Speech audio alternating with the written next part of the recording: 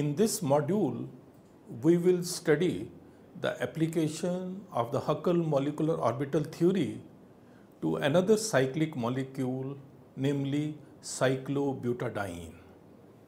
If you remember, we have already studied the application of this theory to 1,3-butadiene, but this time the molecule will be a cyclic one. HMO, as you already know very well now, that it is an approximate method which is basically used to calculate the electronic properties of organic conjugated hydrocarbons. The basis of Huckel molecular orbital theory is sigma pi electron separability. That means the molecule is treated in such a way that we consider only pi electrons of the system and sigma electrons are neglected. As you already know, we have studied it. The molecule is normally assumed to be a planar molecule in xy plane, and then the pi orbitals or the pi electrons are moving in pz orbitals. The basis of HMO is therefore this pi sigma electron separability. Now, how do we do HMO calculations? We have already shown that the basis of HMO calculations is variation principle using LCAO-MO. That means in the linear combination of atomic orbitals to construct molecular orbitals, we use pi atomic orbitals. Now, if there is a molecule, then for that molecule, the first step is always to construct a pi molecular orbital. The pi molecular orbital is given by the expression. The expression for the molecular orbital using LCAO-MO approximation is phi a is equal to summation I is equal to 1 to n Ci psi 2p zi. Here please notice that psi 2p zi is the pi orbital in the z plane located on the ith carbon atom. And then using this approximate wave function, one can apply variation principle to calculate the approximate energy, which is given by the expression Ea is equal to integral phi a star h cap psi a d tau divided by integral phi a star phi a tau. Now, this is the approximate energy which will always be more than the minimum energy E0.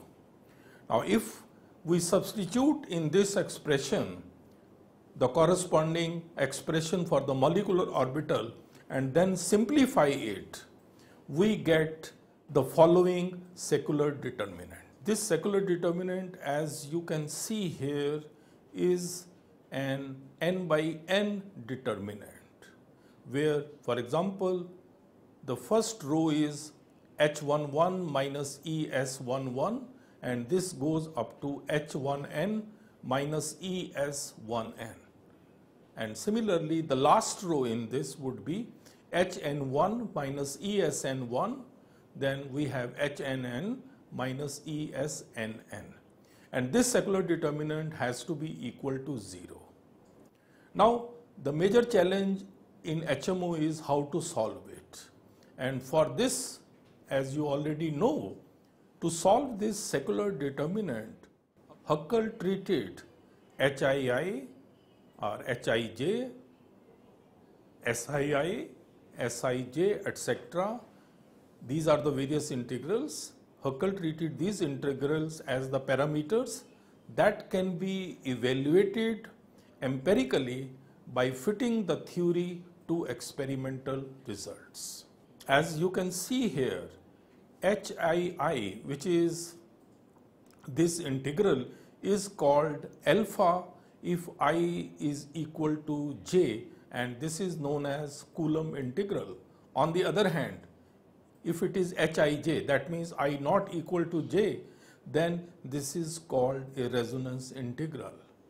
Similarly, Sij, for which there is a general expression as you can see here, if I is equal to j, then Sii becomes equal to 1, whereas if I is not equal to j, then Sij is equal to 0. So these were the approximations which Huckel made.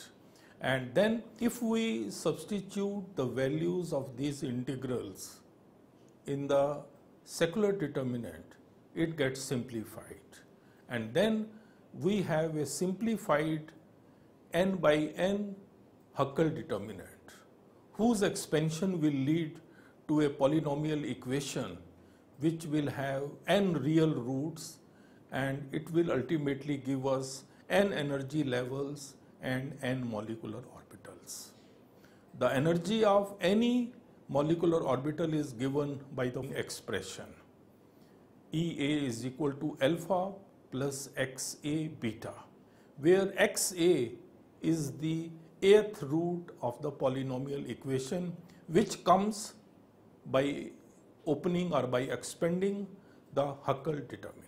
Now, after having done a quick recap of the Huckel molecular orbital theory, let's now apply Huckel molecular orbital theory to cyclic molecule, which is cyclobutadiene. As you know, cyclobutadiene is a 4 pi electron cyclic system. And for the sake of our calculations, we label cyclic butadiene as follows. Here you can notice that each carbon atom has two neighbors. For example, carbon atom 1 has neighbors 2 and 4. 4 has neighbors 1 and 3, and so on. And each of these carbon atom contributes 1 pi electron, which is in the pi orbital, which is 2pz. Now, using LCAO-MO approximation, the Huckel molecular orbital wave function for this molecule becomes phi A is equal to C1 psi 2pz1 plus C2 psi 2pz2 plus C3 psi 2pz3 plus C4 psi 2pz4. Now, using this trial wave function, one can find out the approximate energy, and if we use the variation principle, ultimately we will get secular equations.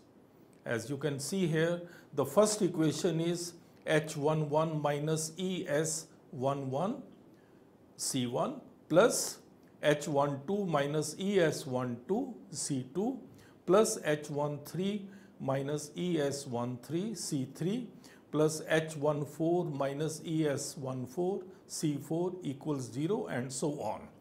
Now, these equations can also be written in the form of a determinant, and it would look like the following. After having done this, now we will apply Huckel approximations, and after applying them, this secular determinant will transform itself into the Huckel determinant. And the approximations which we have already discussed earlier, they would be that H11 will be equal to H22, will be equal to H33, would be equal to H44, and each one of this will be individually equal to Coulomb integral alpha. Similarly, H12, H21, H23, and so on, all those which are directly connected to each other. As you can see from the diagram, those will be taken individually to be equal to beta. Similarly, the corresponding overlap integrals, that H13, H31, H24 and H42, these will be individually equal to 0, because here these atoms are not directly connected to each other. Similarly, for the overlap integral, S11, S22, S33, S44 would be equal to 1, and the rest of the integrals like S12, S21, S31, etc., all those which are not with the same I and j would be equal to 0. Now these are the Huckel approximations, and if these are substituted in the secular determinant, we get the following Huckel determinant. As you can see here, that since the coefficient's determinant is not equal to 0, therefore the corresponding Huckel determinant should be equal to 0, and therefore we have alpha minus e, beta, 0, beta in the first row, and then so on. In the last row we have beta, 0, beta, alpha minus e. This whole determinant, which is called Huckel determinant, will be equal to 0. To solve this Huckel determinant, we make the following substitution. We put lambda is equal to alpha minus e upon beta, and once we make this substitution, the Huckel determinant reduces to the following form: lambda 1, 0, 1, and so on, and the last row is 1, 0, 1 lambda, and this has to be equal to 0. In order to solve this Huckel determinant, we expand it, leads to the following polynomial equation: lambda to the power 4 minus 4 lambda square is equal to 0. Now if we solve this, we will get 4 values of lambda. These are lambda 1 is equal to minus 2, lambda 2 is equal to 0, lambda 3 is again equal to 0, and lambda 4 is equal to 2. These are the 4 roots of the polynomial equation which we get.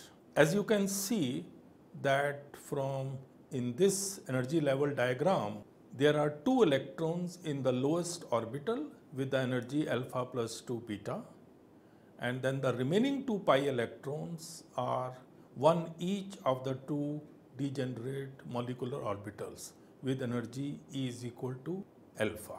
So there are 4 pi electrons, and so these are accommodated in this way. The last orbital with energy alpha minus 2 beta is empty.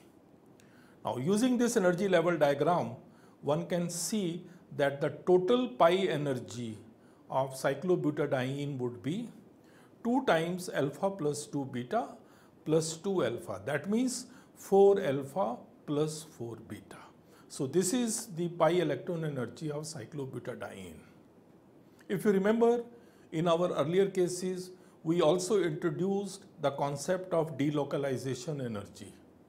So if we calculate delocalization energy here for cyclobutadiene, that means the energy which it would have as compared to 2 ethylene molecules, then the delocalization energy would be, as you can see here, 4 alpha plus 4 beta, which is the energy of cyclobutadiene, minus 4 alpha minus 4 beta, which is the energy of 2 isolated ethylene molecules, and this ultimately comes out to be 0. That means the delocalization energy for cyclobutadiene is 0, which is also indicative of the fact that there is no additional stability in cyclobutadiene. After having calculated the energies of the various molecular orbitals, now our next step is to calculate the wave functions for these molecular orbitals. In order to calculate the values of the coefficients C1, C2, C3 and C4 for each of these pi molecular orbitals, let's first write down what are the corresponding secular equations in terms of the Huckel determinant. You see here we get 4 equations. First equation is lambda C1 plus C2 plus 0 plus C4 equals 0. Second will become C1 plus lambda C2 plus C3 plus 0 equals 0. And then we have 0 plus C2 plus lambda C3 plus C4 equals 0. And last equation is C1 plus 0 plus C3 plus lambda C4 equals 0. Now these are the sets of equations which will have to be satisfied for each of the lambda values. Now we first find out the values of the coefficients for lambda is equal to -2. If we put lambda is equal to -2, these secular equations become, if we simplify these equations, the conclusion here is once we have C1 is equal to C3. Further simplification of this equation leads to, as you can see here, C1 is equal to C4. And this ultimately leads to C1 is also equal to C2. That means that all the four coefficients are equal. That's a very important conclusion. But we also know that because of the normalization condition, sum of the squares of the coefficients is always equal to unity. Therefore, we also have C1 square plus C2 square plus C3 square plus C4 square is equal to 1. And since each of these coefficients is equal, therefore we get from here, as you can see here, that each coefficient comes out to be equal to 1 upon 2. So using this, the corresponding wave function for the molecular orbital becomes phi1 equals 1 upon 2. In brackets we have psi 2pz1 plus psi 2pz2 plus psi 2pz3 plus psi 2pz4. So this is the wave function for the molecular orbital, which is for lambda is equal to -2 and which has the energy equal to alpha plus 2 beta.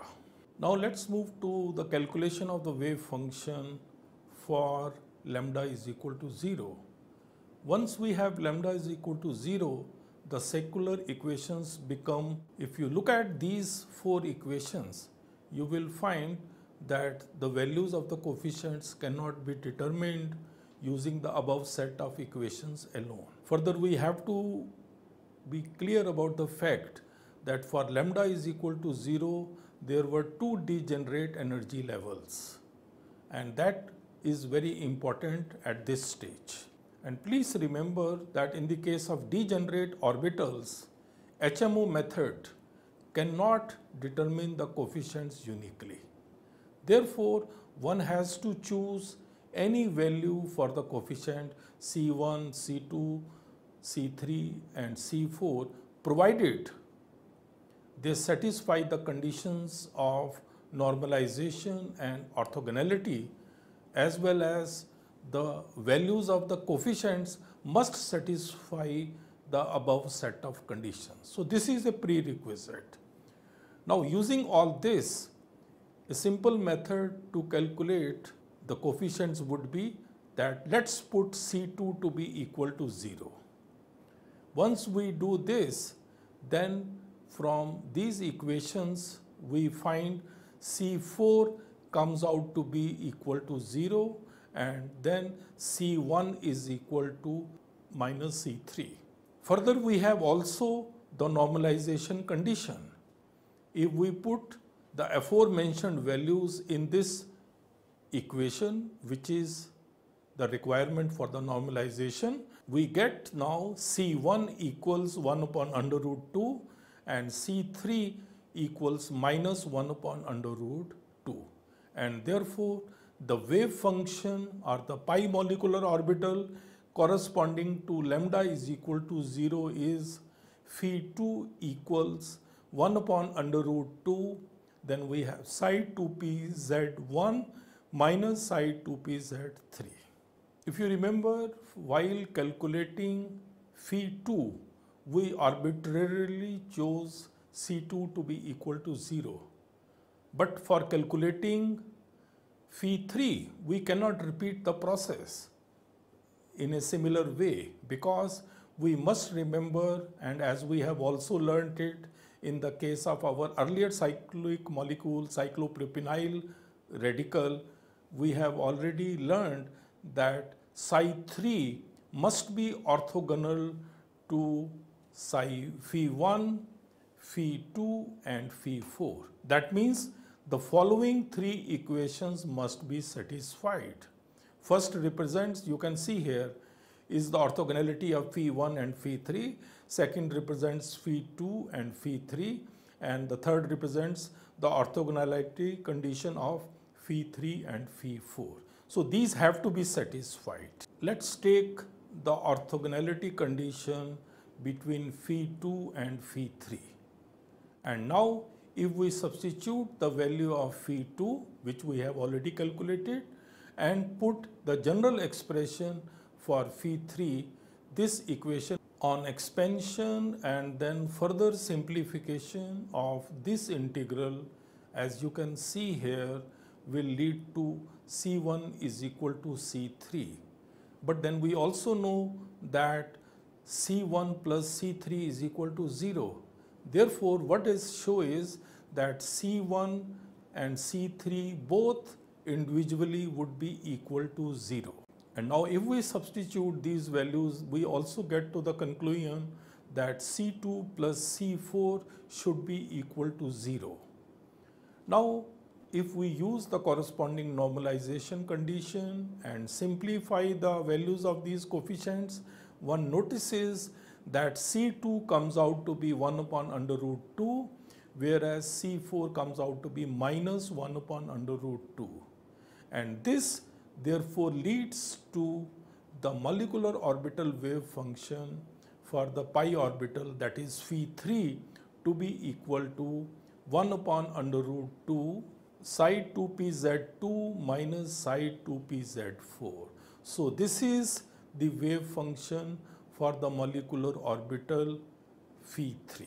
Now lastly, we have to calculate the molecular orbital for lambda is equal to 2. Again here, in a similar way, we will have the following secular equations, as you can see here.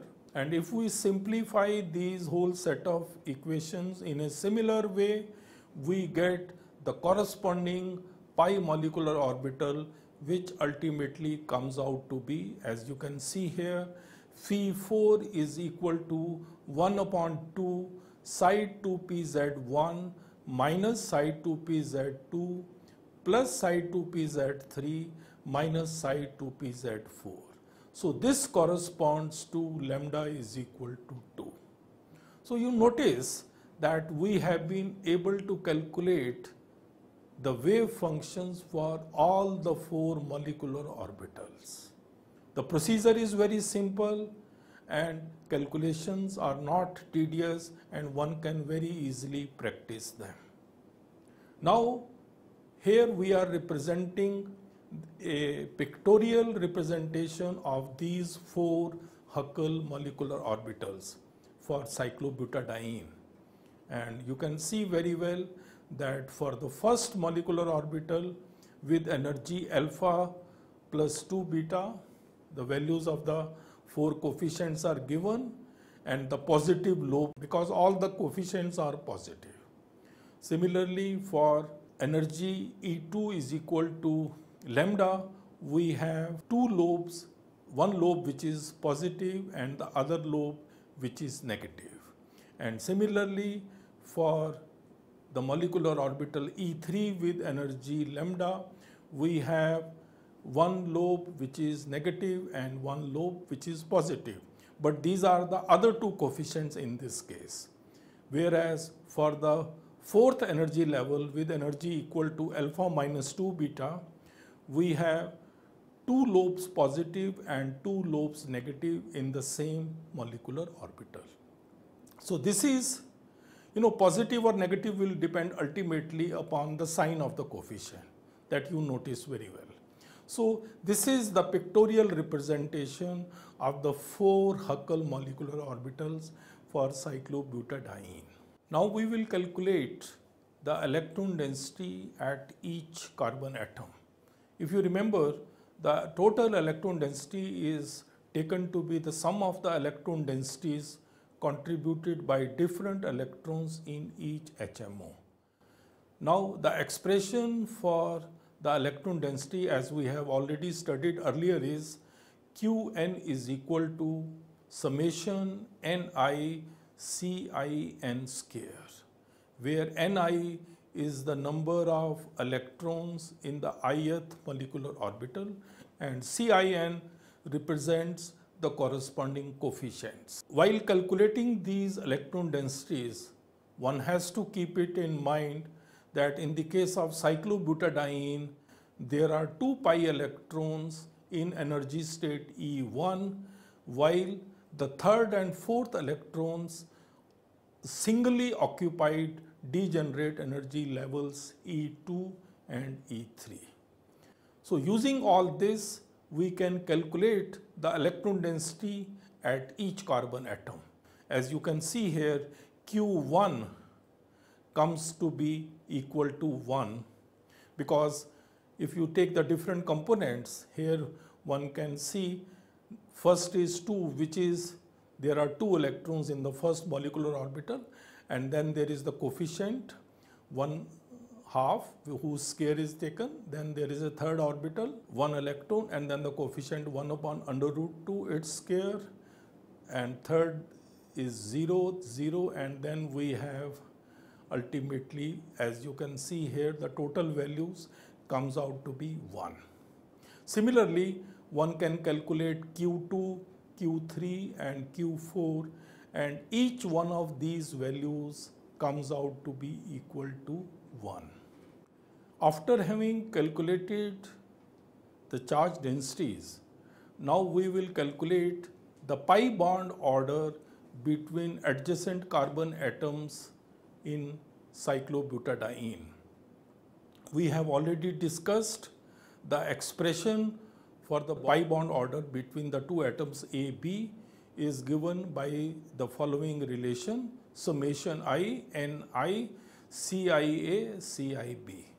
So where Ni is the number of pi electrons in the ith molecular orbital and Cia Cib is the pi electron charge in the ith molecular orbital between adjacent carbon atoms A and B. If we calculate the bond order, that means the pi bond order between carbon atoms 1 and 2, as you can see here, its value comes out to be 0.5. Similarly, the bond order between 2, 3 and 3, 4, all this comes out to be equal to 0.5. And the bond order between 4, 1 also comes out to be 0.5. What does this show? This shows that all the bonds in cyclobutadiene are neither single bonds nor double bonds. All the bonds have character intermediate between single and double bonds. So in this module today, we have studied the application of HMO theory to cyclobutadiene. HMO theory, as we mentioned, is an approximate method, and it's basically used for organic conjugated systems. Cyclobutadiene molecule, which we studied here, is an organic conjugated hydrocarbon. It contains 4 pi electrons, and only these 4 pi electrons are considered in our calculations. The rest of the sigma electrons and the nuclei, etc., all of them are assumed to be frozen. And in the HMO calculations, we use the variation principle along with LCAO MO approximation to calculate the orbital energies as well as the wave functions. We start with a trial wave function, which is taken to be the linear combination of pi atomic orbitals. In the case of cyclobutadiene, there are 4 pi electrons, so each molecular orbital had 4 contributions, each coming from 1 carbon atom. Using this, we ultimately get a molecular orbital which is used in accordance with the variation principle to calculate the approximate energy, and we get a Huckel determinant after making certain approximations which were suggested by Huckel. In the case of butadiene, we get a Huckel determinant of order 4 by 4. This Huckel determinant, when it is simplified, it gives us 4 energy values. One is alpha plus 2 beta, the other 2 are alpha and they are degenerate, and the last is alpha minus 2 beta. So these are the 4 energy levels of cyclobutadiene. And since there are 4 pi electrons, 2 electrons will come in the lowest orbital, which is of energy alpha plus 2 beta, and the rest remaining 2 will be singly occupied by 2 degenerate orbitals, each with energy alpha. We also calculated the total pi energy of butadiene, which comes to be equal to 4 alpha plus 4 beta. And we also showed that the delocalization energy of cyclobutadiene as compared to 2 isolated ethylene molecules, that comes out to be equal to 0. After having calculated these 4 molecular orbitals energies, we calculated the corresponding wave functions. And we showed the procedure which is followed for calculating these wave functions. We found that for phi1, each atom contributes, in the sense all coefficients are equal and positive, and each of these coefficient value is equal to 1 upon 2. Whereas for phi2, we showed that only contributions come from carbon atom 1 and carbon atom 3, but with a change in sign. Whereas for phi3, it comes from carbon atom 2 and carbon atom 4, again with a change in sign. And lastly, we showed that in the molecular orbital phi4, we have the wave function where the values of the coefficients are equal, all contributing half, but there is a positive value for carbon atom 1 and carbon atom 3 and negative for carbon atom 2 and 4. So we got the expressions for the molecular orbitals of cyclobutadiene. Further, we also calculated the bond order between different atoms. Our calculations of pi bond order showed that all the bonds in cyclobutadiene are neither single bonds nor double bonds. These bonds have character intermediate between single and double bonds.